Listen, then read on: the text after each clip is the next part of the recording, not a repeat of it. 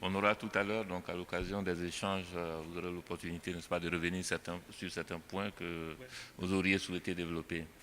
Très bien. Merci, merci à tous. Je voudrais peut-être, Président, avec votre permission, donc peut-être synthétiser rapidement les différentes contributions que nous venons d'entendre et ensuite passer la parole à l'assistance, parce qu'en définitive, c'est avec sa contribution que nous allons pouvoir approfondir certains axes qui ont été échafaudés donc, à travers donc, ces différentes contributions et aboutir donc, à des pistes de travail crédibles. Nous avons donc là écouté trois expériences assez intéressantes. Celle du Congo, qui donc a retracé donc les différentes étapes du processus de développement, n'est-ce pas, du Congo, avec les pistes, les nouvelles orientations prises par les autorités actuelles, qui mettent notamment l'accent sur le développement, la spécialisation dans des échanges sud-sud, la diversification au profit des secteurs manufacturiers, le développement de l'agriculture bio, etc., et l'externalisation des activités à faible valeur ajoutée. Professeur, je prends le raccourci, vous aurez l'occasion tout à l'heure de développer un peu tout ça.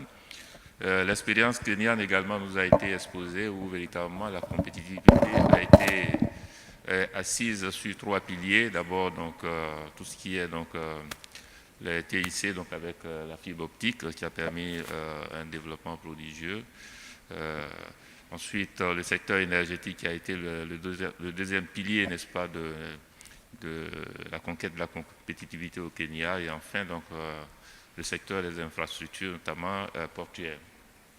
La dernière expérience que nous avons entendue tout à l'heure concerne Sao Tomé et Principe, qui, bien que s'agissant d'un pays donc, qui pourrait être qualifié de petit par la taille, en tout cas réussi à faire des grandes choses, donc au point d'être classé depuis 2011 comme pays à revenu intermédiaire. Et le rôle du secteur bancaire a été fortement mis en avant donc, dans la réalisation, l'atteinte de ces objectifs-là. Et je pense, chers collègues, que dans la salle, vous risquez d'avoir quelques questions, puisque j'ai été titillé tout à l'heure avant de monter à cette tribune sur le sujet. Donc je pense que vous aurez l'occasion donc d'approfondir les différents axes de travail que vous avez indiqués. Alors, Président, peut-être qu'à ce stade, peut-être vous voudriez peut-être dire un mot avant que je passe la parole au public. Oui, merci beaucoup. Je crois que nous avons trois expériences tout à fait passionnantes sur lesquelles le public, l'assistance pourra réagir. Juste un mot, c'est que le Congo se prépare à l'après-pétrole, alors que Sao Tomé se prépare au pétrole. Voilà.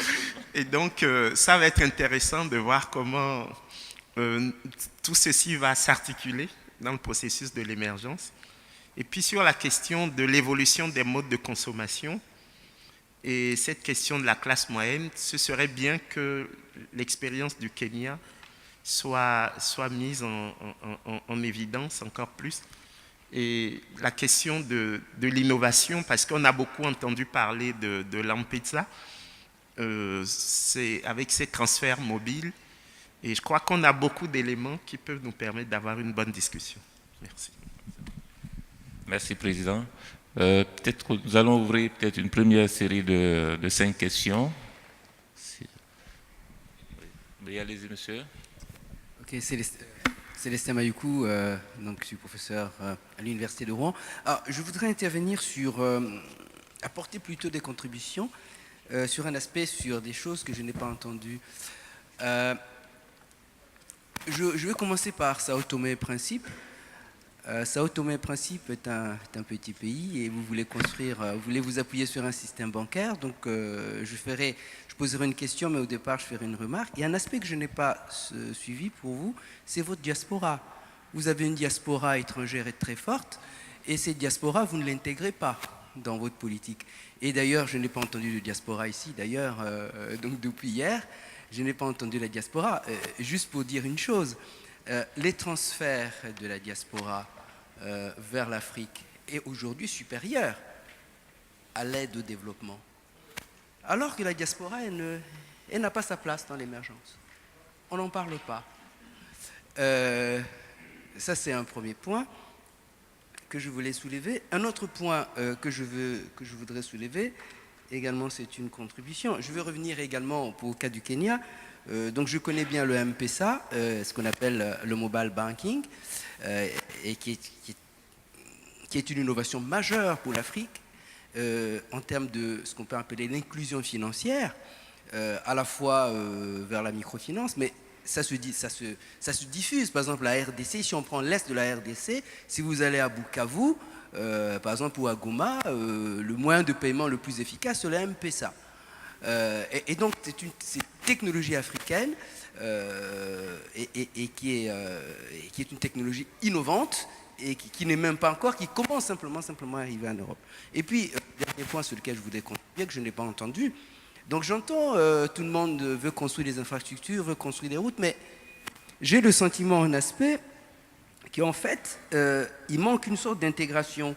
C'est-à-dire que ces routes sont-elles connectées avec les autres pays, ou à la limite, chacun construit ses infrastructures, sans pour autant penser à la connexion. Si je prends le cas du Congo, si je prends l'Afrique centrale, le Congo construit des routes, mais ces routes vont jusqu'où? Quelle intégration? Or, si nous voulons émerger, il faudrait que nous construisons dans notre dynamique donc d'industrialisation, que nous puissions, si vous voulez, faire cela en coopération pour ne pas nous neutraliser. Parce que sinon, qu'est-ce qui va se passer? Si on fait tous la même chose, donc on se neutralise, on n'a pas des marchés. Donc je pense que le ministre hier, et je pense que le président l'a posé, c'est l'intégration régionale. Et je ne vais pas être long, et je vais terminer, je pense que j'ai déjà été très long. Je vais terminer sur un aspect qu'on n'évoque pas, mais qui était un frein. C'est l'explosion démographique. La question qui n'est pas posée chez nous dans notre culture, mais ce qu'on peut dire, une question simple, c'est-à-dire la planification, ce que je peux dire, l'usage des contraceptifs, c'est-à-dire la maîtrise démographique. Pourquoi cette question, nous ne la posons pas? Nous ne voulons peut-être pas y toucher, mais nous savons à la fois que la population est un facteur de développement, mais il peut être aussi un frein. Si vous avez 10 enfants à nourrir, comment vous faites? Comment vous faites pour les nourrir? Comment vous faites pour les éduquer? Quel est le temps que vous consacrez pour leur éducation? Vous n'avez pas du temps pour vous-même.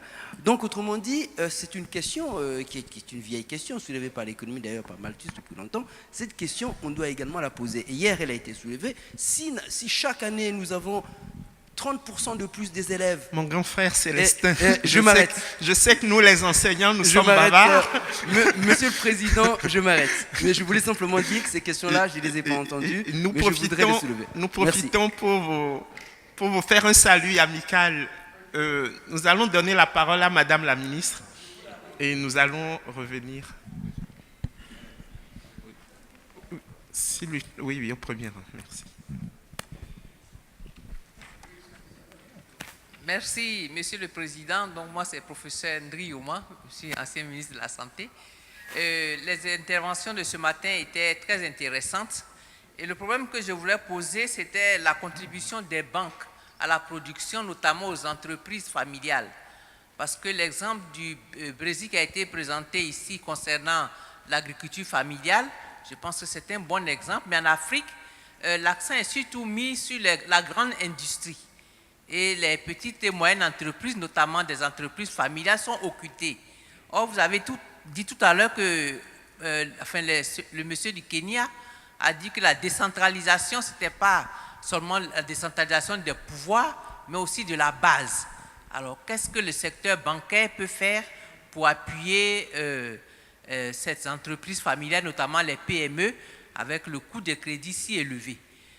Mon deuxième volet concerne l'employabilité. Effectivement, vous avez dit qu'il faut mettre l'accent sur la formation, l'éducation. Et cela doit aller de pair avec l'employabilité. Mais vous savez que nous avons beaucoup de contraintes en ce qui concerne l'employabilité à cause des exigences, je peux dire des partenaires, enfin des bailleurs qui nous imposent des quotas et nous avons des personnes qui sont formées qui ne peuvent pas être employées. Qu'est-ce que les banques peuvent faire pour aider ces jeunes à non seulement être formés en entrepreneuriat, mais aussi financer des regroupements professionnels. Voici un peu mes questions que je voudrais poser. Merci beaucoup.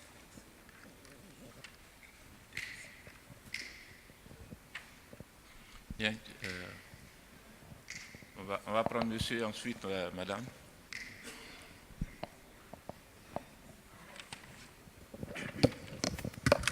Thank you very much, Mr. Chairman. Let me thank the presenters for the presentation. I've just 2 or 3 points to ask Dr. Sibanda, Head of Planning and Investment in the Government of Zimbabwe. I think the first point is I heard very little, Chairman, about poverty reduction in the presentations. And yes, there was increase in the GDP and aiming very high, but I think the presenters might have to elucidate on poverty reduction. I thank Kenya for the M-Pesa. I think Africa has learned a lot from the M-Pesa system, which is promoting inclusivity. But I want to pose a question whether this is not threatening the traditional banks and what are they actually doing. The third point, Chairman, is on the youth unemployment. I think as a main characteristic of the problems we are going through, I want some comment on that, particularly to avoid the youth quake that we have seen in the North African countries. To Kenya again, Kenya has pursued market economy traditionally, but I want them to comment on whether we are learning from the Chinese public sector enterprises which are appearing to be effective. Is their lesson to that? And to Congo, the 50% infrastructure budget, can there be an elucidation on how it is being funded, the payback, and also the relationship with the Chinese, etc., in terms of the infrastructure?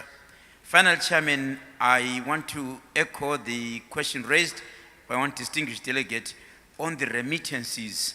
I think we need to get some comments on that. I wanted to raise the question in the morning because India, in literature, it is said that they benefited from the Indian diaspora in terms of emergency. Are we benefiting in terms of skills? Are we benefiting in terms of ideas? Are we benefiting in terms of remittances? I want to echo the question raised. Otherwise, thank you, Chairman, for the interesting discussion. Thank you.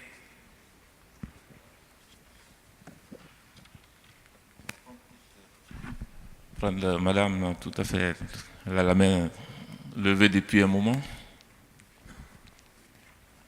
C'est la quatrième personne.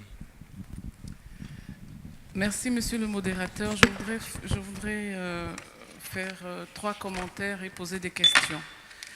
Le premier commentaire est lié à l'intervention de notre ami du Kenya concernant la modernisation des moyens de production. Ce que je note, c'est que dans nos États, on essaie de moderniser les moyens de production pour les produits à l'exportation. Mais qu'en est-il pour la modernisation des moyens de production pour tout ce qui est production destinée au marché intérieur des États? Et je prends pour appui le secteur informel, le secteur agricole et notamment l'agriculture familiale. Pour relever aussi qu'aujourd'hui, les produits vivriers sont produits dans des conditions qui non seulement ne permettent pas la maîtrise de l'eau, ne permettent pas l'économie de l'eau, mais sont des moyens encore très archaïques. Alors ma question est la suivante. Peut-on émerger sans sécurité alimentaire? Et peut-on émerger sans réduire la pauvreté, étant entendu que la majorité des pauvres sont en milieu rural et sont agriculteurs? Mon deuxième point est lié au rôle du système bancaire dans le financement de l'émergence. Quand on analyse un peu la stratégie des États, c'est vraiment une stratégie liée vers la recherche de ressources extérieures à travers un certain nombre de systèmes qui y vont. Et ma question, c'est quel est le rôle des banques et quel est le rôle de la Banque centrale dans le financement de l'émergence? Nous avons des banques centrales qui qui gère la ressource monétaire comme on la gérait en France ou aux États-Unis, alors que nous sommes sur des marchés émergents avec une analyse spécifique du risque. Et quand vous regardez tous les ratios prudentiels que la Banque centrale impose, elle n'incite pas les banques à prendre un certain nombre de risques, alors qu'il y a des financements que nous devons faire pour les petites et moyennes entreprises et même pour que nous puissions commencer à investir dans nos différents pays. Donc, quel doit être le rôle des banques centrales dans le financement de l'émergence, le financement de l'agriculture, le financement de l'industrialisation? Et j'en veux pour preuve, les taux d'intérêt qui sont pratiqués dans nos États sont tellement élevés qu'ils n'incitent pas à l'investissement interne. Aujourd'hui, il est plus facile de prendre un prêt en Europe à 2% pour venir investir ici, plutôt que de prendre un prêt en Côte d'Ivoire à 15% pour investir. Qui des deux sera compétitif sur exactement le même marché?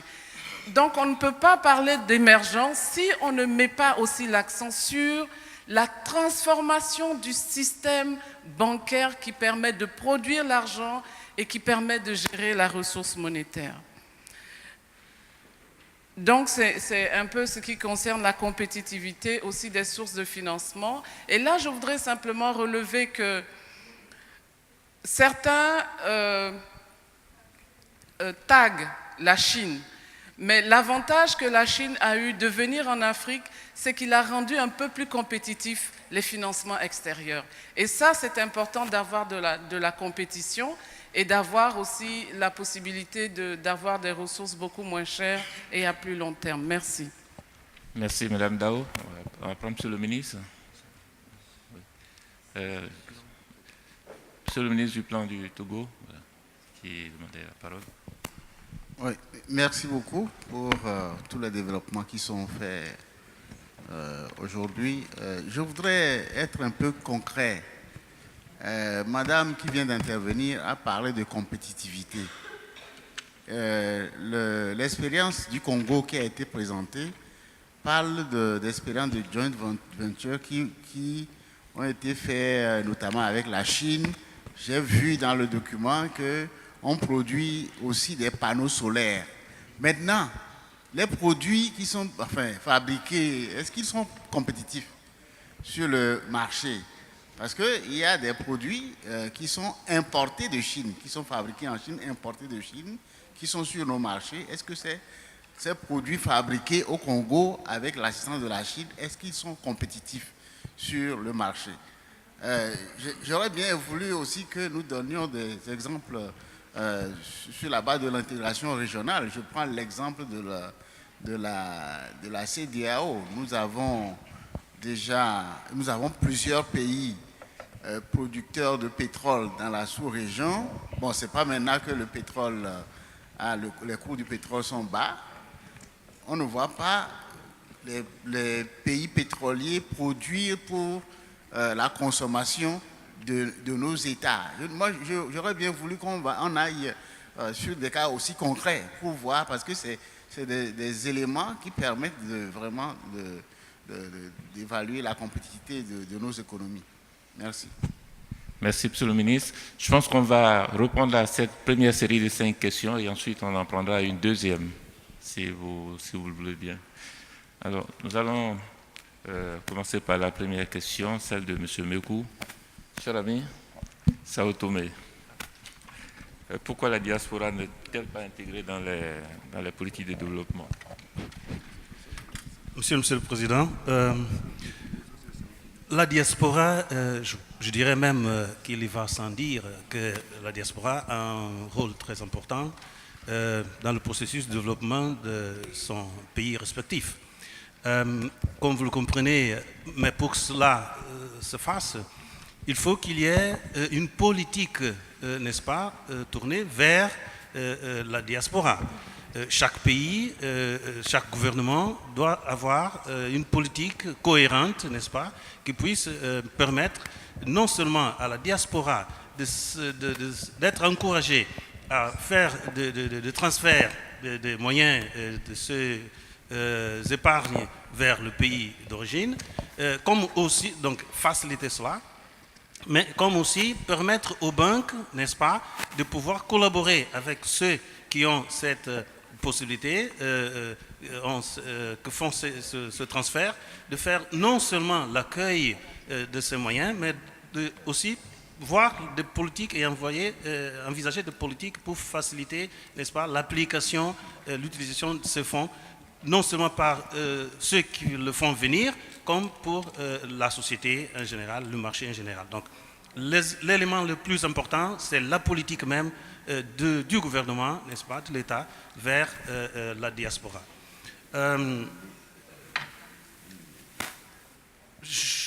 Puisqu'il y a eu d'autres questions, n'est-ce pas, je peux profiter? Oui, absolument, sur le secteur bancaire notamment. Donc, merci, Monsieur le Président. Allez-y. Il y a, bon, en ce qui concerne Sao Tomé et Principe, pour ce qui est de la diaspora, il n'y a pas effectivement une politique du gouvernement tournée vers la diaspora, mais les banques, notamment la Banque internationale de Sao Tomé et Principe, a certains produits, n'est-ce pas, qui permet que la diaspora puisse faire le transfert de son argent à bas coût sur Sao Tomé et via Internet même. Pas à partir de tout le monde, mais là où c'est possible, ils peuvent le faire. Quel est le rôle des banques pour appuyer les entreprises familiales? Mesdames et messieurs, nous sommes en train de parler des banques commerciales. Les banques commerciales sont là pour gagner de l'argent. Bien entendu, ce n'est pas à tout prix, mais elles sont là pour gagner de l'argent. Donc, s'il n'y a pas quelque chose qui puisse permettre que la banque intervienne et en tire, n'est-ce pas, son profit, très certainement, elles ne se sentent pas encouragées. Mais chaque fois qu'il y a, encore une fois, la politique du gouvernement pour promouvoir l'économie familiale, pour promouvoir le développement des petites et moyennes entreprises, les banques suivent, les banques vont suivre, les banques vont trouver aussi leur place là-dedans, puisque ce sont aussi des opportunités que les banques vont trouver pour gagner de l'argent. Autrement, ce sera très difficile. Elles vont agir, les banques vont agir purement et simplement en tant que banque commerciale. Et si le marché en plus ne permet pas, n'est-ce pas, une compétitivité pour cela, ce sera encore plus difficile de trouver une contribution plus efficace des banques commerciales. Quel est le rôle des banques dans la réduction de la pauvreté? Bien entendu, à partir du moment où les banques contribuent, n'est-ce pas, pour le développement des sociétés, des entreprises, des petites et moyennes entreprises, l'agriculture familiale, même le commerce, etc., elle est en train de contribuer pour la réduction de la pauvreté. Mais il faut que ce soit quelque chose d'organisé. Il faut que ces classes, je peux dire comme ça, n'est-ce pas, ces filières soient organisées aussi. Sinon, il est difficile, surtout quand une banque se sent à l'aise, elle n'a pas à aller chercher quelqu'un, chercher les clients pour octroyer des crédits. Une banque qui n'a pas de difficultés, elle ne va pas chercher un client pour octroyer les crédits. Au contraire, elle attend que les clients viennent. Donc, quand c'est comme ça, c'est encore beaucoup plus difficile qu'elle puisse contribuer, alors que nous savons très bien le rôle que les banques peuvent jouer. Bon, les banques, bien entendu, d'une façon générale, doivent contribuer pour le financement de l'émergence. Vous savez, par exemple, dans le cas de Sao Tomé et Principe, nous avons deux projets structurants très importants, lesquels peuvent même changer carrément le pays, changer l'économie et permettre une meilleure intégration. Je parle déjà de cet aspect de l'intégration, que pourra permettre, n'est-ce pas, une meilleure intégration du pays et de l'économie. L'un, c'est le port à eau profonde, qui permettra, n'est-ce pas, qu'on puisse développer davantage le transport maritime, s'agissant d'un pays insulaire, bien entendu que nous avons besoin de désenclaver, si je peux dire comme ça. Donc, il faut que ça soit fait. Ce sont des projets qui coûtent très cher. Dernièrement, malheureusement, c'est un projet qui est né justement à la veille de la crise internationale, mondiale. Donc, le projet, il attend que le financement arrive. C'est quelque chose, s'il y a quelqu'un ici dans la salle qui peut mobiliser 500 millions de dollars, vous êtes invité à y participer. Cher ami, est-ce que vous pouvez peut-être élaborer un peu sur donc, le rôle de la Banque centrale, votre commentaire sur le dispositif réglementaire, en quoi il constitue un frein, n'est-ce pas, à l'accompagnement de l'économie? Est-ce que vous pouvez élaborer un peu là-dessus? Oui, Monsieur le Président. Très rapidement. Très rapidement, oui. Monsieur le Président, effectivement, la Banque centrale a un rôle important. Pourquoi? Parce que sans la supervision, sans une bonne supervision, correcte supervision, rigoureuse de la Banque centrale, les banques finiront par peuvent faire des bêtises. Alors, comment est-ce que la Banque centrale peut contribuer? Avec des réglementations, mais il ne suffit pas de réglementer, il faut être sur place, il faut superviser, il faut visiter, n'est-ce pas? Mais la Banque centrale ne peut pas faire grand-chose. La Banque centrale est là pour établir, n'est-ce pas, concevoir la politique et de faire la supervision de cette politique. Elle conçoit des normes, elle émet des normes et elle fait en sorte que les gens puissent suivre les normes. Il y a des pays où la Banque centrale peut encore décider sur le niveau de crédit à l'économie. Dans une économie libérale, les banques centrales n'établissent plus le niveau de crédit à octroyer à l'économie et elles n'établissent même pas,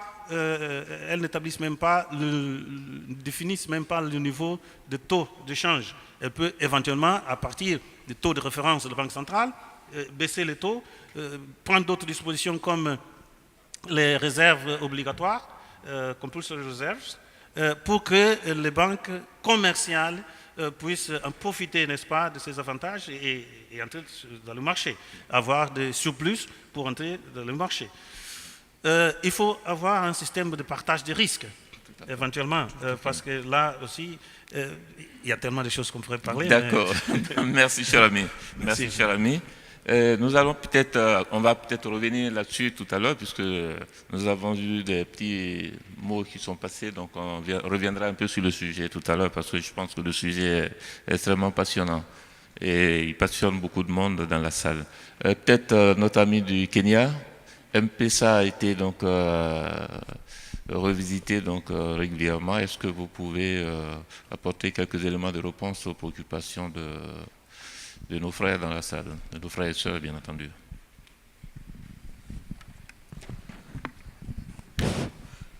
Thank you. Merci beaucoup. A number of questions were asked regarding, provoked by the remarks that we made on Kenya. I think the key one was, of course, the question of diaspora was raised. I will not go to that, but the role of remittances is not in question in terms of spurring development. And in Kenya, it's unique.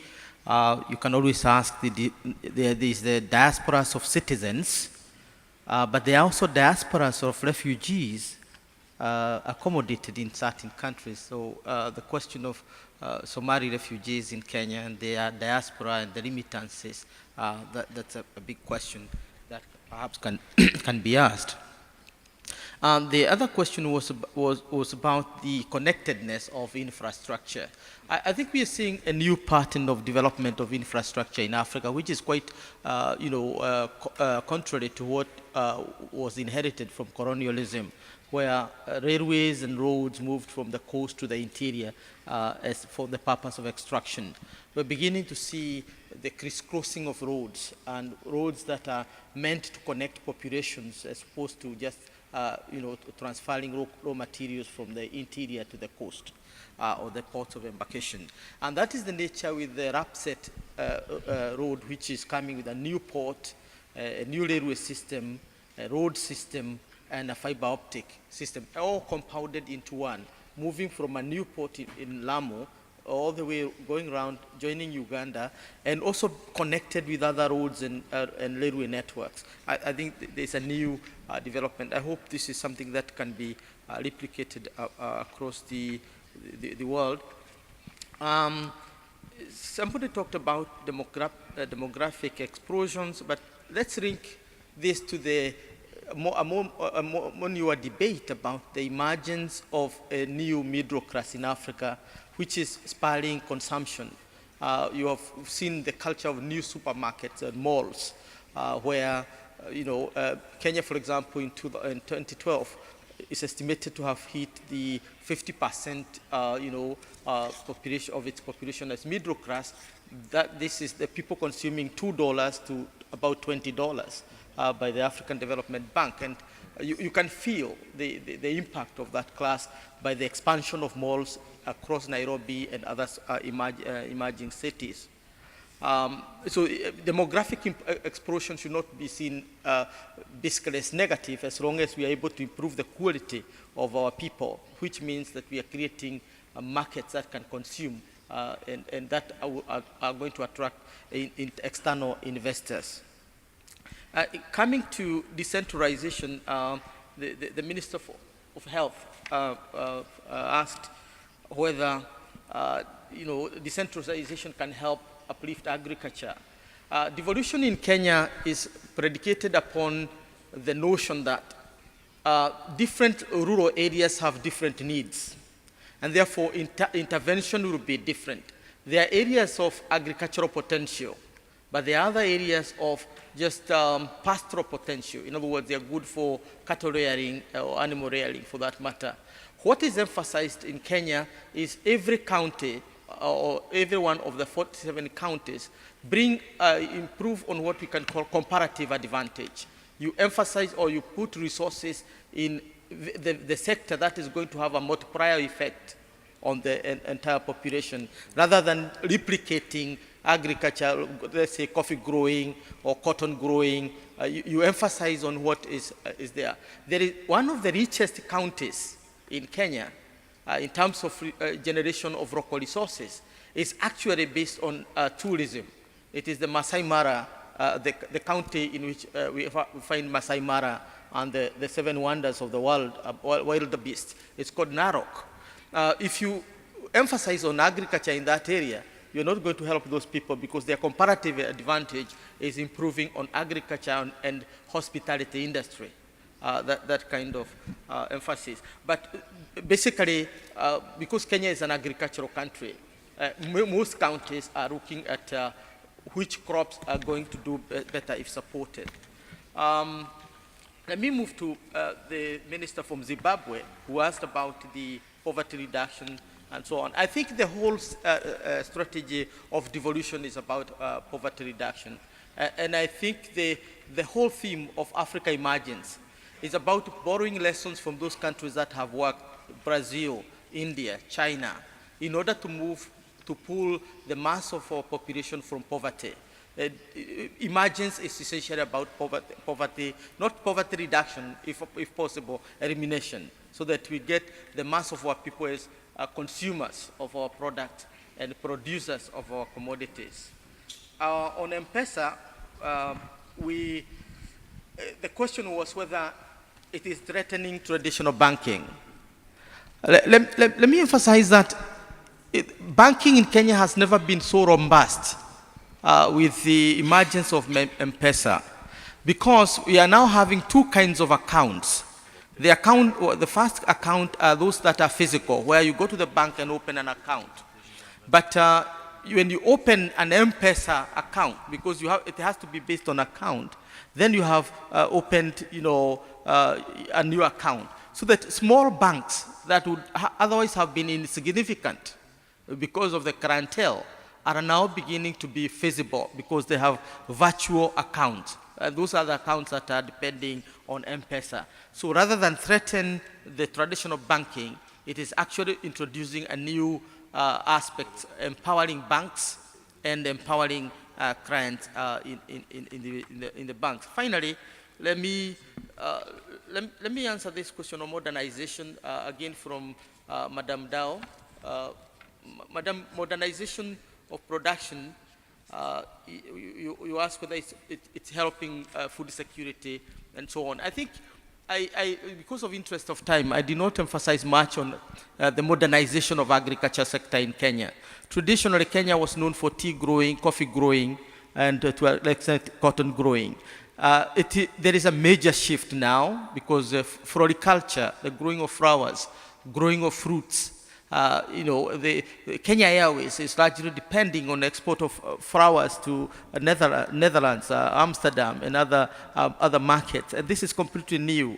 Export of avocados to France, export of other fruit to other places. So agriculture is actually diversifying, and in that regard, this is helping food security because the traditional crop that Kenya was growing, tea and coffee, was a threat itself to food security because you can feed on it. Okay, thank you, my brother. Thank you. Thank you very much.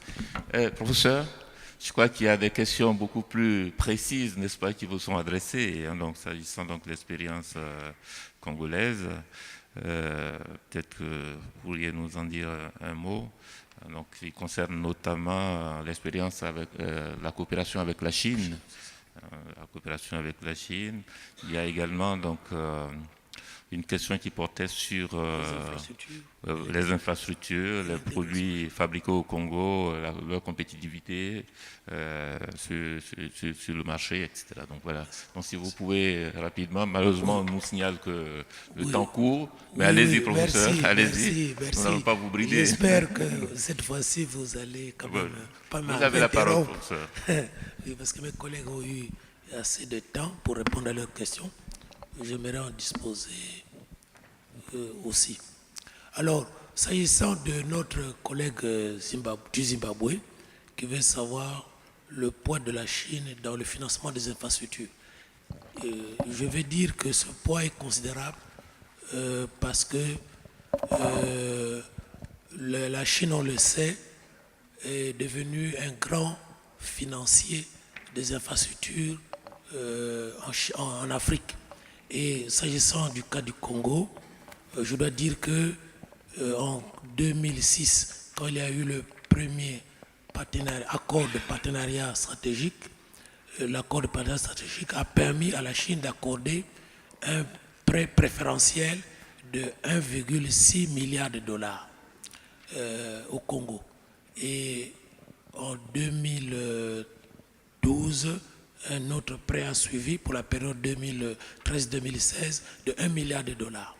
Et donc tout ceci essentiellement pour financer les projets d'infrastructure réalisés par les entreprises de construction chinoises selon le modèle de financement aujourd'hui qualifié de modèle angolais, qui n'est en fait qu'un mécanisme de compensation permettant aux investisseurs chinois de mieux gérer le risque pays dans les pays, disons, dans les pays d'accueil, avec comme, je dirais, acteur majeur l'Exim Bank of China. Et bien sûr les entreprises de construction qui reçoivent les prêts gérés par la Banque chinoise d'import-export et le gouvernement du pays d'accueil, bénéficiaire du crédit, choisit les projets d'infrastructure par rapport bien sûr à son plan de développement. Alors en ce qui concerne le Congo, ce modèle de financement dit angolais fonctionne aussi et il est demandé au Congo de garantir 20% de l'encours du prêt en déposant donc 20% des recettes d'exportation du pétrole auprès d'un compte domicilié à l'Exim Bank of China. Donc c'est des prêts garantis par les recettes pétrolières, comme cela se fait dans beaucoup de pays riches en ressources naturelles. Et dans la formule que nous avons résumée ailleurs, crédit pétrolier, contrat pétrolier minier contre réalisation de projets d'infrastructure et joint venture. Alors, les conditions de prêt, et la dame l'a dit, de la Chine sont particulièrement avantageuses et compétitives. On compare même les conditions chinoises à une nouvelle IDA. Une nouvelle IDA, donc, fait concurrence au groupe de la Banque mondiale. Et parce qu'en ce qui concerne le Congo, les durées,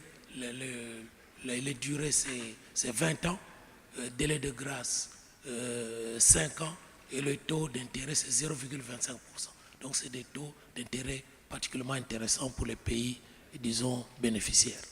Alors, s'agissant de la question posée par le professeur Mayoko, est-ce que ces infrastructures s'intègrent dans une dynamique régionale? Je dirais oui, parce que vous êtes sans ignorer que les projets d'infrastructure en Afrique centrale, par exemple, sont connectés au projet, par exemple, de connexion des réseaux électriques, le pôle énergétique d'Afrique centrale, et au programme consensuel régional de transport. Donc, en ce qui concerne le Congo, précisément, grâce à ces réalisations en matière de transport et télécommunications, le Congo aujourd'hui est connecté, est branché, si vous voulez, ou relié au Gabon par la route, relié au Cameroun par la route, et va demain, on espère, être relié par le fameux pont qu'on va jeter sur le fleuve Congo, pour lequel la banque a déjà financé les études de faisabilité, et donc ce serait un pont route, rail, un grand projet intégrateur qui devrait bien sûr redonner au Congo, relancer la vocation de pays de transit du Congo-Brazzaville. Enfin, est-ce que les produits manufacturés tels que les panneaux solaires fabriqués au Congo grâce aux joint ventures avec les investisseurs chinois sont compétitifs? Je dirais oui, parce que en fait ces usines s'intègrent dans une politique d'import-substitution.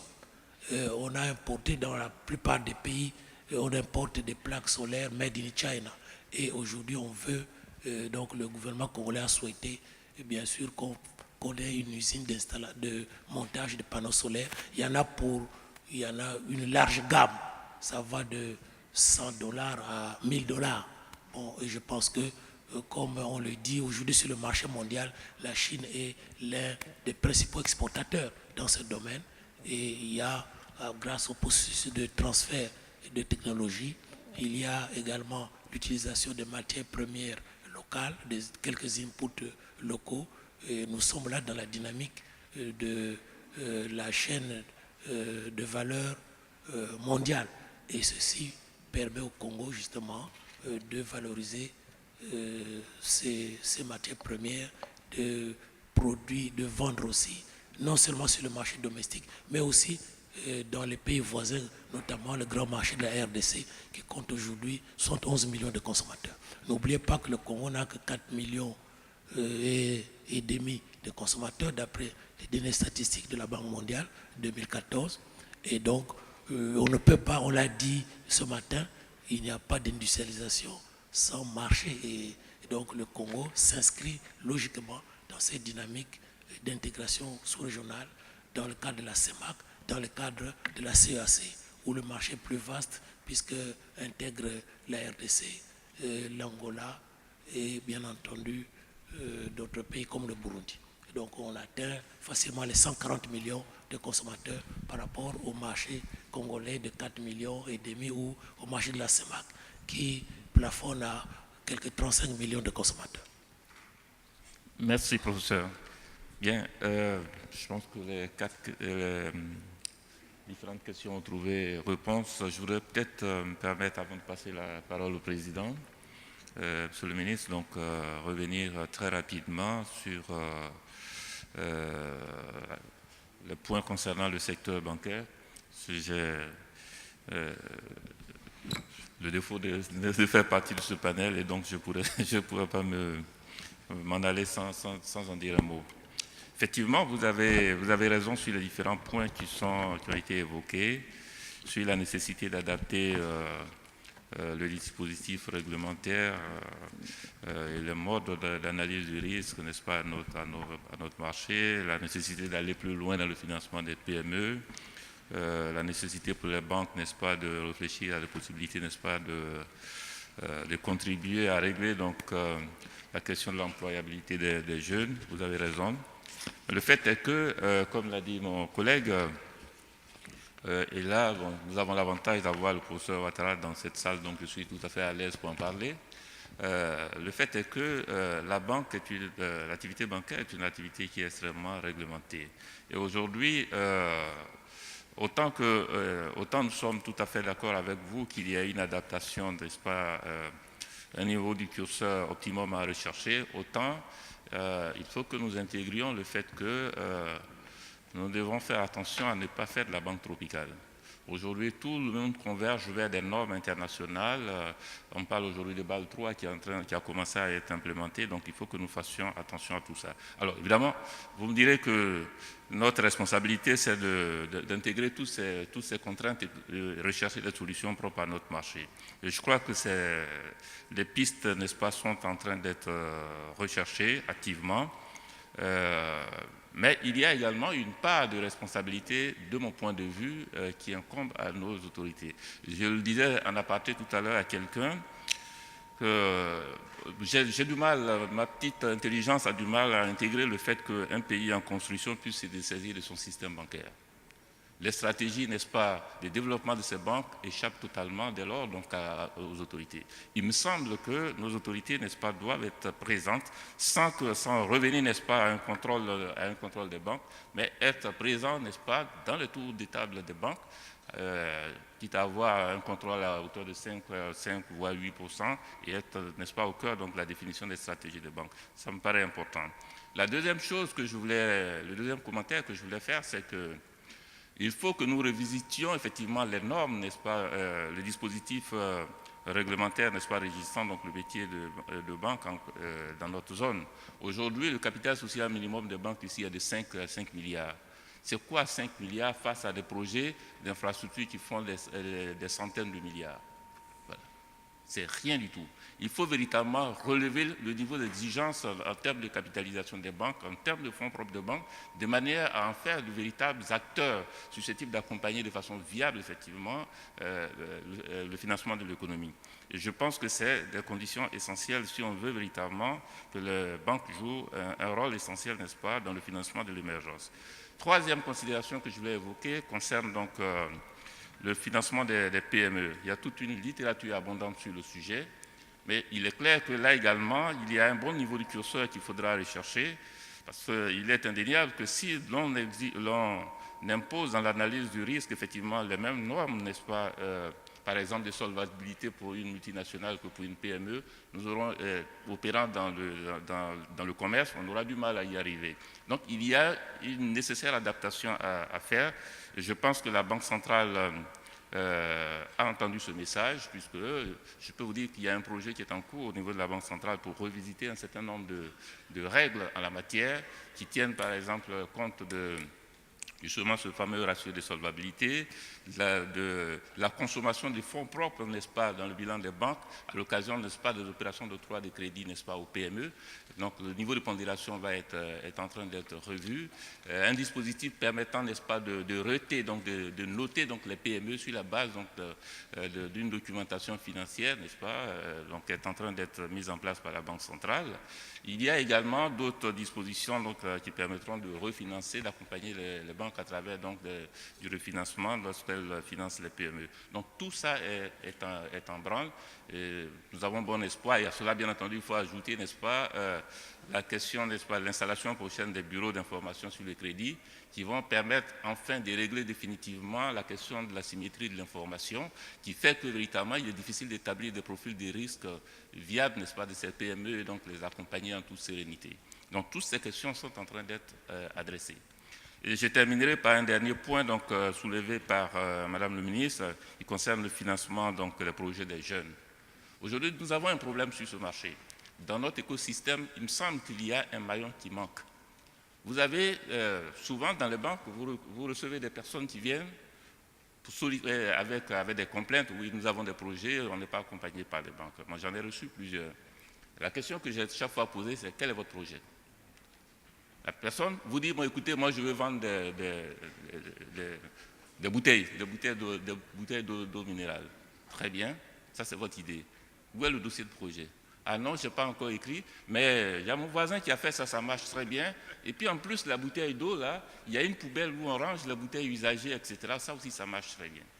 Il faut véritablement qu'on arrive à trouver, j'allais dire, un instrument qui permette de convertir les idées des gens en projets. Et c'est à partir de ce moment-là que véritablement les banques pourront avoir une oreille pour prendre en compte les préoccupations des gens. Mais tout le temps qu'on commencera à des idées, on n'y arrivera pas. Voilà un peu ce que je voulais indiquer, Président. Donc, je vous passe la parole pour... Merci beaucoup, Monsieur Kwasi. J'ai la chance d'avoir à ma gauche deux professeurs et à ma droite 2 banquiers. Et donc, vous voyez ce que ça donne comme qualité de la discussion. Nous ne pourrons pas ouvrir une seconde liste parce que nos collègues sont déjà au déjeuner, on attend que nous. Et donc, je vais simplement conclure, sachant que les discussions vont se poursuivre cet après-midi, avec quelques points qui me paraissent tout à fait importants. Le premier, c'est au niveau de la transformation de notre système productif. On voit bien qu'il y a le défi de la diversification, mais aussi le défi de la productivité. On voit bien qu'il y aura difficilement de la compétitivité s'il n'y a pas une hausse de la productivité des facteurs. Je donne l'exemple d'un secteur que je connais bien, le secteur coton. Au moment des indépendances en 1960, nous avions un rendement d'1 tonne à l'hectare. 55 ans après, nous sommes toujours à 1 tonne à l'hectare. Bon. Donc, en Afrique de l'Ouest. Donc, vous voyez, et dans quelques pays, nous sommes même descendus à 800 kg à l'hectare. Donc, ça veut dire qu'il y a un défi au niveau de la productivité des facteurs. Il me semble qu'il y a un autre défi, c'est la question de la protection. Donc la question de l'ouverture. Et ça a été dit, est-ce que nos industries dans l'enfance sont suffisamment armées pour supporter la compétition avec des mondes qui ont dépassé le stade des coûts fixes depuis des siècles? Il faut quand même savoir que lorsque le producteur de riz du Sénégal travaille durant 1 heure, le producteur de riz de la Louisiane aux États-Unis, qui travaille pendant la même heure, produit 400 fois plus que le producteur sénégalais. Or, il n'a pas 400 fois plus de coûts de production. Donc, quand vous mettez sur le même marché le producteur de riz sénégalais, le producteur de riz américain, le producteur de riz sénégalais disparaît. Donc, je crois que la question de la protection dans un système libéralisé et mondialisé est une question essentielle sur laquelle nous ne pouvons pas faire l'économie. Donc ça renvoie au niveau du tarif extérieur commun de l'UEMOA, de la CEDEAO, la question des accords de partenariat économique et tout ce que ça induit ou ça peut induire comme capacité de cohérence avec notre discours sur l'émergence. Sur le volet demande, je crois qu'il y a de vrais défis il y a le défi de la lutte contre la pauvreté, parce que vous ne pouvez pas avoir un marché si les consommateurs sont trop pauvres pour consommer. Donc, il faut des consommateurs qui aient un minimum de revenus. Mais il y a aussi des consommateurs, il faut des consommateurs qui aient une diversification de leurs demandes pour que le système productif puisse sortir de son caractère primaire. Et enfin, sur la question du financement, et je remercie vraiment les deux dames, Madame la professeure ministre et Madame Dao, d'avoir posé la question du financement. Je crois que c'est une question centrale et je proposerai que dans les relevés de conclusion de notre conférence, nous puissions être explicites sur cette question du financement. Pour faire bref, je me demande s'il ne faudrait pas envisager la résurrection des banques nationales de développement. Parce que cette question du financement est une question centrale. Parce qu'il y a un rationnement endogène du crédit. Vous ne pouvez pas demander à des banques commerciales de financer le développement. Le rôle d'une banque, c'est de maximiser son profit. Et M. Kouassi a expliqué le contexte, notamment en termes de risque, d'asymétrie d'information, qui fait qu'il ne faudra pas demander aux banques commerciales d'aller financer l'agriculture. Les pays qui ont émergé n'ont pas fait ça. Ils se sont dotés d'infrastructures financières au service du développement.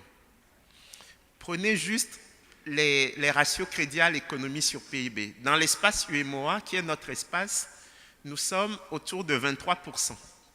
Un pays comme l'Afrique du Sud est à 153% de ratio crédit sur PIB.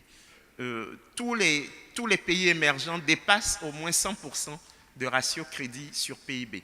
Ça veut dire que nos économies ne sont pas financées. Et c'est là où la question de la responsabilité de la Banque centrale est engagée, et je pense que Mme Dawa a raison, mais c'est une question plus générale de la cohérence de nos politiques publiques. N'oubliez pas que nous sommes dans un régime de taux de change fixe entre le franc CFA et l'euro.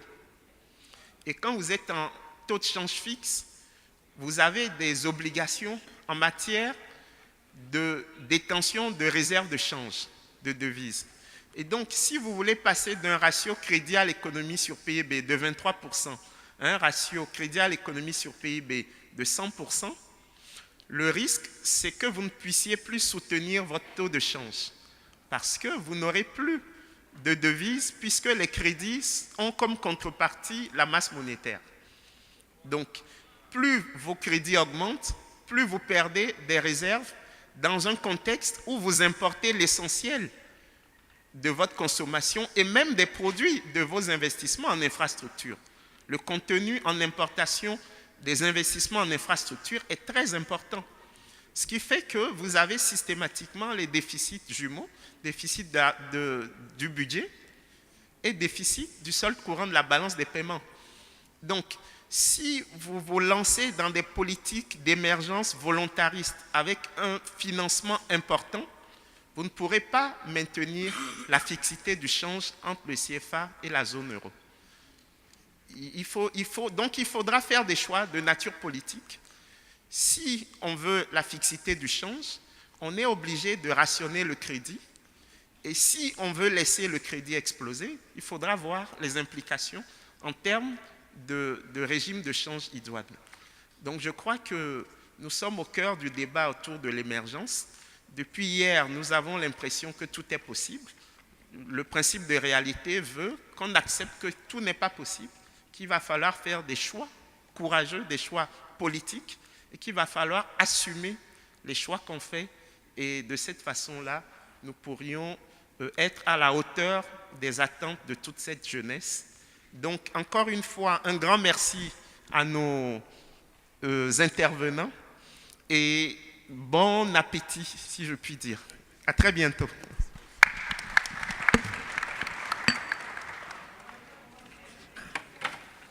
Merci, bon appétit à toutes et à tous. Le petit déjeuner, pour ne pas dire le déjeuner, c'est à la salle des fêtes de l'Hôtel Ivoire. Vous allez être guidé par... Oui, s'il vous plaît, mademoiselle, vous allez guider nos augustes invités à la salle des fêtes, la ministre, les responsables d'institutions, les directeurs généraux, centraux et bien sûr chefs de service. Vous êtes priés d'aller à la salle des fêtes pour le déjeuner et nous allons nous retrouver juste après le déjeuner ici en plénière pour la suite des travaux. Je rappelle que le dîner gala, c'est pour ce soir à partir de 19h30 dans la même salle où vous allez prendre votre déjeuner.